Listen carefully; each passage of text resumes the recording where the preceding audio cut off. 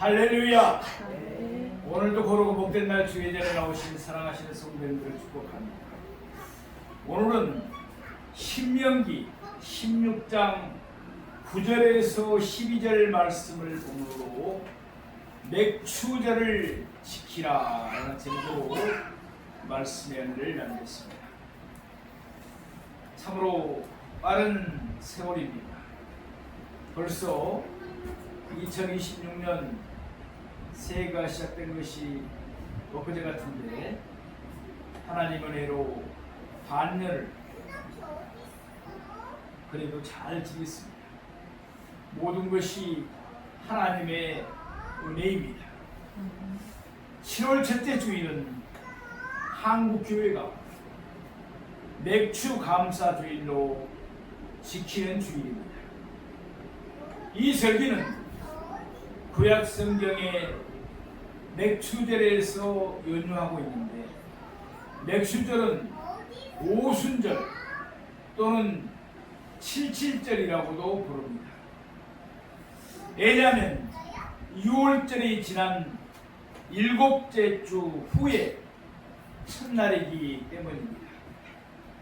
오순절을 헬라어로 펜테코스터라고 말하는 것도 역시 50일째라는 뜻입니다. 맥추절이 이렇게 다양한 이름으로 불린 것은 맥추절의 의미가 그만큼 크고 중요하기 때문입니다. 광야에서 이 절기를 제정하셨지만 하나님은 이스라엘 백성들이 가나안 땅에 들어가면 오순절에 벌이를 거둘 것을 미리 아시고 맥추절을 지킬 것을 명하셨습니다. 그래서 오순절과 맥추절은 동시에 절기입니다. 이스라엘 백성들은 애굽의 노예 생활을 청산하고 나와서 광야 40년 동안의 고난의 세월을 거쳤습니다. 그리고 꿈에도 그리던 가나안 땅에 들어가서 첫 농사를 지어 처음으로 열매를 거둘 때 엄청난 감격과 기쁨을 누렸을 것입니다. 이스라엘은 이 감사의 맥추절을 맞이할 때마다 지난날 애굽의 종살이에서 해방되어 자유인이 된 것을 감사하게 되었습니다. 그들은 40년 광야에서 하늘에 만나를 주셔서 먹고 살기 주신 하나님의 은혜에 크게 감사했습니다. 하나님은 이스라엘 백성에게 지난날 광야길에서 원수들을 물러쳐 주시고 강한 팔로 자기 백성들을 지켜주신 은혜를 잊지 말라는 의미로 맥추절을 지키라고 말씀하셨습니다. 더욱이 구원받은 백성들에게 이날 십계명을 주셨습니다. 하나님의 백성은 영원히 변치 않는 이 법대로 살아야 한다고 축복의 법을 주신 것입니다. 그리고 이날은 신약의 교회에 성령을 보내시고 세계적인 교회를 세워주셨으므로 교회의 생일이기도 합니다. 맥추절뿐만 아니라 성경의 7대 절기는 모두 심오한 뜻을 담고 있습니다. 특히 모든 절기는 예수 그리스도의 사역과 밀접한 관계를 갖고 있습니다. 어떤 신학자는 절기를 다음과 같이 예수님의 생애와 연관시켜 말하고 있습니다. 유월절은 그리스도의 죽음입니다. 무교절은 그리스도의 신교입니다. 초실절은 그리스도의 부활입니다. 오순절은 성령의 임무교대입니다. 나팔절은 그리스도의 강림입니다. 속죄절은 그리스도의 속죄입니다. 초막절은 그리스도의 심판입니다. 하나님은 광야에서 이미 절기를 제정하시고 가나안에 정착하면 절기를 따라 살 것을 명하셨습니다. 그런데 이 모든 절기는 하나님의 구원 스케일과 연관되어 있는 것을 친히 생활로 가르쳐 주신 것입니다. 이스라엘 사람들은 절기도 지키며 하나님이 자신들의 구원을 이루어 주신다는 것을 생활로 체험한 사람들입니다. 오늘 본문을 통하여 맥추제의 의미를 상고해 보고자 합니다. 주님께서 맥추제에 주시는 명령을 통하여 감사의 성도들이 더욱 되기를 원합니다. 그리고 우리의 신앙생활을 돌아보시기를 하나님은 원하고 계십니다. 첫째, 하나님의 백성은 힘껏 자원하는 예물을 드려야 합니다. 우리는 본문 10절 말씀을 함께 보시겠습니다. 내 하나님 여호와 앞에 7절을 지키되 내 하나님 여호와께서 내게 복을 주신 대로 내 힘을 헤아리어 자원하는 예물을 드리고. 아멘. 이날은 하나님께서 우리에게 복을 주시는 대로 우리의 힘을 헤아리어 자원하는 예물을 드리는 날입니다. 이것은 하나님의 백성은 감사의 생활에 더욱 힘써야 함을 의미합니다. 여기 내 힘을 헤아리라는 의미는 내 힘이 닿는 대로라는 뜻입니다. 정능력의 범위 안에서 제대로 힘껏 예물을 드리라는 말씀입니다. 이는 하나님께서 풍성한 추수의 축복을 주신 것에 대한 합당한 보답입니다. 주님께서 넉넉히 베풀어 주셨는데 사람이 자기 것만 먼저 계산한다면 이것은 하나님과 언약 관계를 맺은 백성의 올바른 모습이라고 볼 수가 없습니다. 예수 그리스도의 사랑에 반응하는 그리스도인에게도 바로 맥추절의 예물을 드리는 이와 같은 자세가 필요합니다. 사랑하시는 성도, 맥추절은 하나님의 백성이 최대한 힘껏 감사의 예물을 드리는 날입니다. 맥추 감사절을 맞는 우리는 우리의 감사 생활이 어떤지 되돌아봐야 하겠습니다. 하나님은 자원하는 예물을 기쁘시게 받으십니다. 하나님의 백성은 억지로나 인색한 마음으로 드려서는 안 되는 것입니다. 예물이든지 봉사든지 하나님께 드리는 일체의 것들은 억지로가 아니라 자원하는 것이어야 하나님이 기뻐하십니다. 실로 하나님은 자원하는 심령을 기뻐하십니다. 9절 말씀에 보면 7주를 셀진이라고 한 것은 7절의 날을 계수하는 책임이 이스라엘 백성들에게 주어졌다는 것을 의미합니다. 하나님께서 제정해 주신 절기가 언제인지를 마음에 새기고 기억하며 사는 것은 주님이 때를 따라 내리는 축복을 기억하는 것과 같다고 할 수 있습니다. 이런 성도는 자원하여 감사하는 것이 조금도 어렵지가 않습니다. 히브리어 언어에 보면 7절에 절은 하그입니다. 하가그 동사에서 파상되었습니다. 이 단어가 사용된 절기는 무교절과 추막절과 7절입니다. 이 동사에는 두 가지 의미가 있습니다. 첫째는 순례의 길을 떠난다입니다. 사람들은 언제나 하나님이 정하신 택하신 중앙성소에서 절기를 지키기 위해 순례의 길을 떠나야 했습니다. 둘째는 춤을 추다는 의미입니다.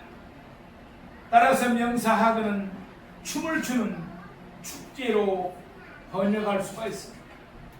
이 경우 7.7절을 포함하여 무교절과 초막절 등은 하나님의 구원의 은혜를 기뻐하며 축제의 성격이 강하게 배어있는 명절들임을 암시합니다. 사랑하시는 성도 여러분, 기독교는 감사로 시작하여 감사로 끝나는 종교라고 말할 수 있습니다. 시편 기자는 시편 103편 2절에 내 영혼아 여호와를 송축하며 그의 모든 인택을 잊지 말지어라 라고 교훈합니다. 데살로니가전서 5장 18절에는 범사에 감사라 이것이 그리스도 예수 안에서 너희를 향한 하나님의 뜻이니라고 권면합니다.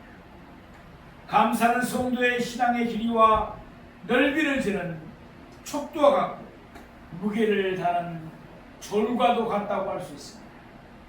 로마서 1장 21절을 보면은 하나님을 믿지 아니하는 자들은 하나님을 알되 하나님을 영화롭게도 아니하며 감사하지도 아니한다고 말씀합니다.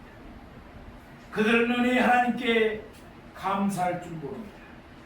그래서 하박국 선지자는 불신자는 물고기들을 잡고 그물에다가 감사한다고 했습니다. 그러나 믿음을 가진 성도는 범사에 감사하는 수준이 성장하게 되어 있습니다.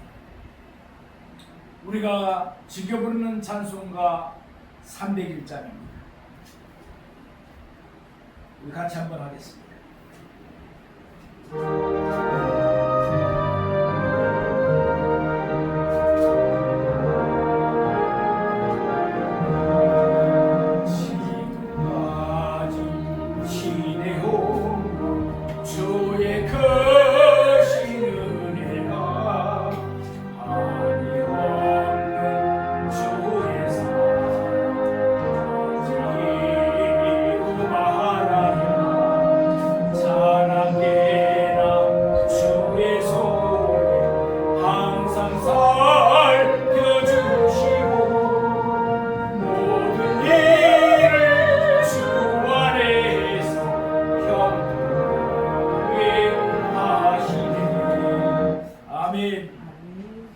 사랑하시는 여러분, 감사는 은혜 받을 예표입니다.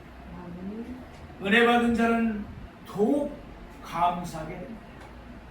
맥주절 축제에 주님의 은혜를 더욱 기뻐하며 감사 생활에 더욱 힘쓰는 우리 모두가 되기를 원합니다. 두 번째, 어려운 이웃과 함께 하나님 앞에서 즐거워하라는 것입니다. 우리 11절 말씀을 보겠습니다. 너와 내 자녀와 노비와 내 성 중에 있는 내 인가 및 너희 중에 있는 객과 고아와 가부와 함께. 맥주제를 맞이하는 이스라엘 백성이 주신 또 다른 명령은 직접 추수의 소득을 얻은 당사자뿐만 아니라 그 주위의 모든 사람들이 다 함께 즐거움에 동참해야 할 것을 말씀하고 있습니다. 본절에 나타나는 이유들은 레위, 객, 고아 그리고 가부가 있습니다. 이들은 이스라엘 사회에서 힘없는 연약한 자들을 가리킵니다. 하나님께서 이들과 함께 즐거워하라고 하신 것은 하나님의 백성은 그 신분과 형편이었다든지 다 하나님 앞에서 평등하며 하나님 일에 참여할 권리를 동등하게 갖는다는 것을 우리에게 가르쳐주고 있습니다. 그렇습니다. 하나님의 백성은 사회적 신분이나 형편에 관계없이 동등합니다. 모든 사람이 하나님 앞에서 동등한 권리와 의미를 갖는 것입니다. 그러므로 교회는 무슨 일에서든지 연약한 자들을 소외시켜서는 안 됩니다. 우리가 염두에 두어야 할 것은 교회는 그리스도를 머리로 하고 온 성도가 연합하여 한 몸을 이루는 유기적 공동체라는 사실을 잊어서는 안 됩니다. 몸은 여러 지체들로 이루어져 있는데 어떤 지체가 야가다고 하여 갈시하거나 무시하여 떼어버린다면 몸은 제대로 유지될 수가 없습니다. 교회도 마찬가지입니다. 만일 교회가 약한 성도들을 소외시키고 유력한 사람 중심으로 운영된다면 그것은 교회가 스스로 자신을 영적 불구자로 만들어버리는 것입니다. 사랑하시는 성도 여러분, 본문 12절은 이스라엘 백성에게 너는 애굽에서 종되었던 것을 기억하라고 말씀하고 있습니다. 이스라엘이 기억해야 할 것은 그들이 400년 동안이나 애굽의 종의 신분에서 고난의 상태를 살았다는 사실입니다. 이스라엘이 애굽의 종으로 있었을 때는 아무리 수고하고 땀을 흘려도 그 수고에 대한 정당한 대가를 받을 수가 없었습니다. 맥주jul과 같은 감사의 축제는 더더욱 배설할 수가 없었습니다. 하나님이 이스라엘이 바로 이와 같은 사실을 깨닫고 가나안 땅에서는 수고한 대로 정당한 결실을 얻을 수 있을 것으로 인해 감사합니다. 어려운 이들과 함께 하나님 앞에서 즐거워하라고 명하신 것입니다. 이것은 예수 그리스도로 말미암아 구원을 받은 성도가 기억해야 할 사실이기도 합니다. 우리가 잊지 말아야 할 것은 우리가 과거에는 죄에서 종로로 다했다는 것입니다. 이제는 그리스도 안에서 구원의 감격과 풍성한 축복의 기쁨을 누리고 있다는 사실입니다. 여러분은 소외된 이웃을 돌보기를 원하시는 하나님의 심정을 가지고 계십니다.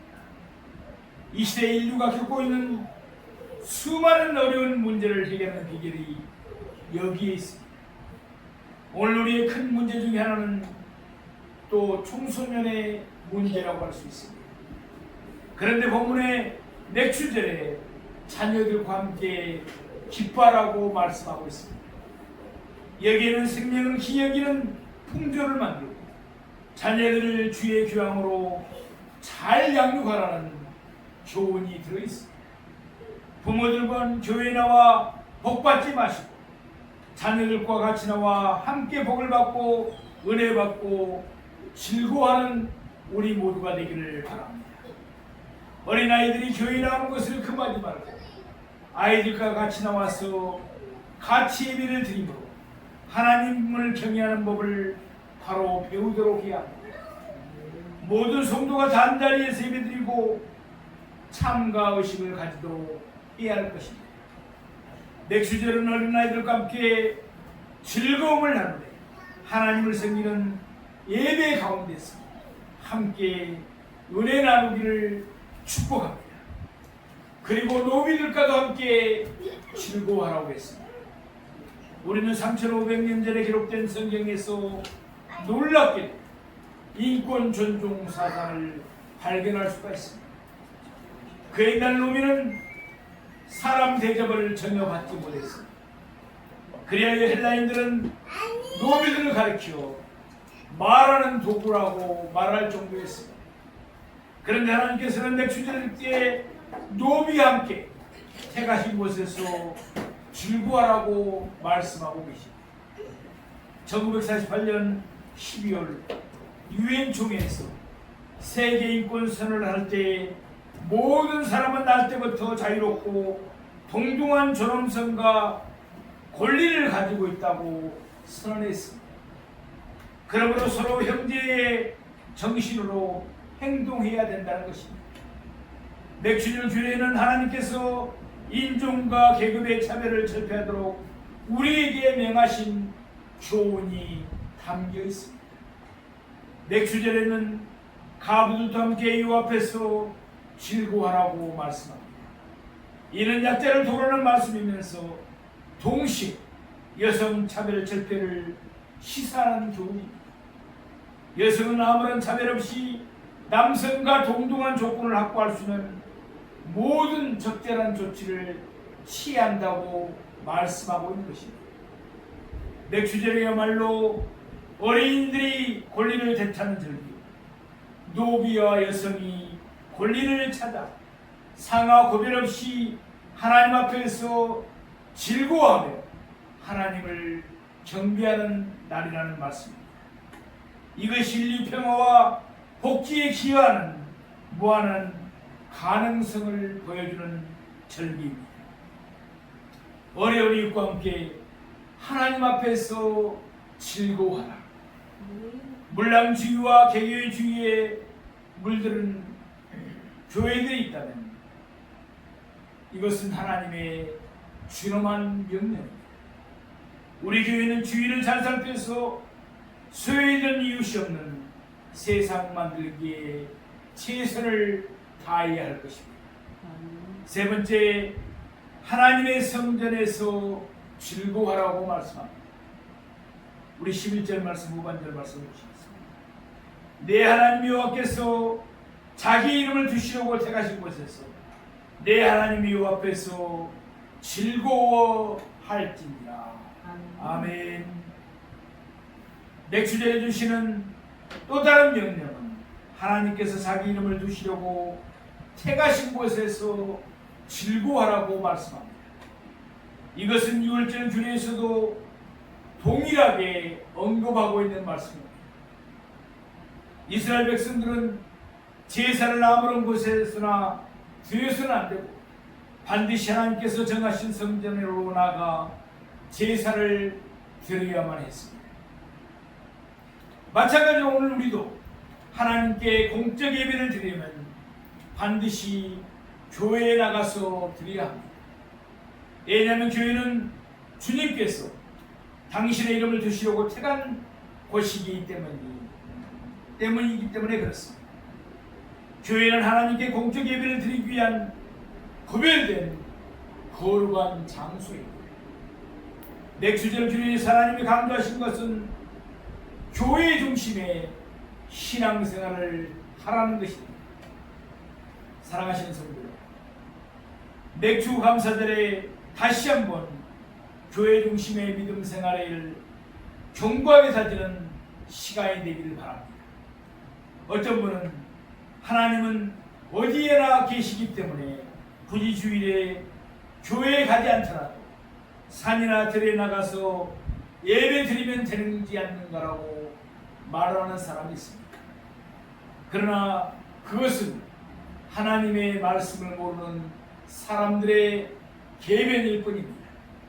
히브리서 10장 25절 말씀에 보면은 모이기를 피하는 어떤 사람들의 습관과 같이 하지 말고 오직 구원하여 그날이 가까움을 볼수록 더욱 그리하자라고 말씀합니다. 하나님께서 요구하시는 공적 예배는 교회에 모여 드리는 예배인 것입니다. 물론 가정 예배나 그 밖에 다른 형태의 예배가 없다는 말씀이 아닙니다. 우리는 우리가 처한 곳에서 항상 예배하기에 힘써야 합니다. 그렇다고 우리의 일상 중에 드리는 예배가 교회의 공적 예배를 대체할 수는 없습니다. 신앙생활은 개인의 소견에 좋은 대로 하는 것이 아니라 하나님의 정하신 규범대로 해야 하는 것이기 때문입니다. 초대 예루살렘 교회는 그리스도 교회의 모델입니다. 사도행전 2장 46절 말씀에 보면 날마다 마음을 같이하여 성전에 모이기를 힘쓰고 라고 말씀합니다. 즉 그들은 날마다 성전에 모여 예배하기를 힘썼다는 말씀입니다. 주일은 물론이고 평일에도 모여 예배하고 말씀 배우며 기도하는 것을 쉬지 않았던 것입니다. 오늘 우리는 얼마나 다른 모습을 하고 있습니까? 날마다 모이지도는 못하더라도 교회에서 정한 공적 예배는 반드시 지키도록 예수는 우리가 되기를 바랍니다. 사랑하시는 성도 여러분, 일찍이 하나님을 사랑하는 성도들은 한결같이 이 은혜의 생활을 즐거워했습니다. 시편 84편 10절 말씀에 보면 주의 궁전에서의 한 날이 다른 곳에서의 첫날보다 나은즉 악인의 장막에 사는 것보다 내 하나님의 성전 문지기로 있는 것이 좋사오니 라고 말씀합니다. 시편 73편 28절에는 하나님께 가까이함이 내게 복이다. 내가 주 여호와를 나의 피난처로 삼아 주의 모든 행적을 전파하리로다 라고 말씀합니다. 이 시대의 교회는 만왕의 왕이며 만주에 주신 하나님이 거하시는 궁정이요 하늘의 수간한 은혜를 내려주시는 시은소라고 할 수 있습니다. 그러므로 이 세상 사는 동안 항상 주님 교회의 생활을 중심에 두고 천국의 기쁨을 누리며 살아가는 우리가 되기를 축복합니다. 우리가 즐겨 부르는 찬송가 208장 2절 3절 우리 같이 한번 찬양을 불러보겠습니다.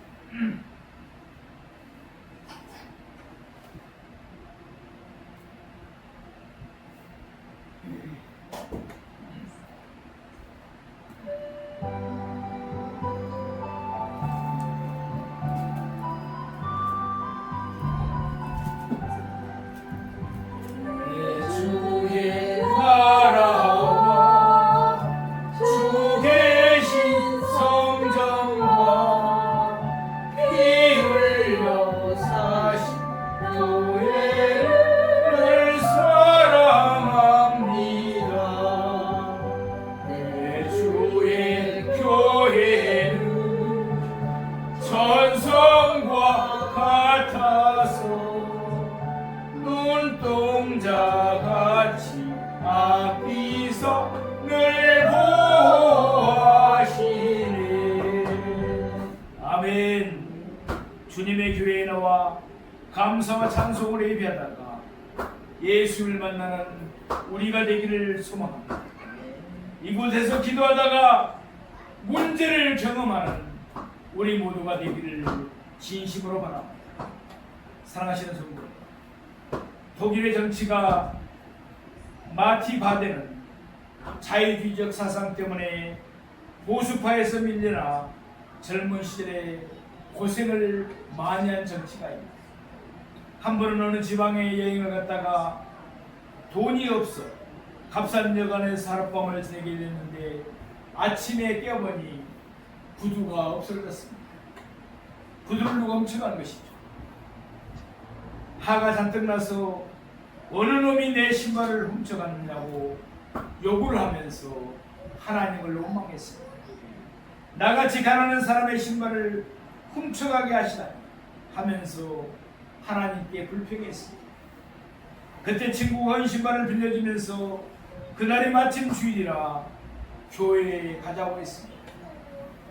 마티는 마지못해서 교회에 끌려가다시피 하여 교회에 갔습니다. 그런 의자에 앉아 예배드리는 사람 가운데 두 다리가 없는 사람을 발견하였습니다. 그 사람은 눈물을 흘리며 찬송을 하고 있었습니다. 그 장애인은 기도드릴 때에도 눈물을 흘리며 감사의 기도를 드리고 있었습니다. 그때 젊은 정치가 마티 바데는 마음에 부끄러움을 느끼게 되었습니다. 저기 저 사람은 신발을 잃어버린 정도가 아니고 두 다리를 전부 잃어버렸으니 신발이 있어도 신발을 신을 수가 없고 나는 신발만 잃어버렸으니 신발이야 또 사서 신으면 되지만 이렇게 남을 저주하고 하나님께 원망했습니다. 라고 생각하며 기억하면서 하나님께 회개했다고 합니다. 그로부터 마티의 인생은 달라지기 시작했습니다. 그의 삶은 언제나 감사하는 생활이었고 항상 감사할 것을 찾아 나서는 삶이었습니다.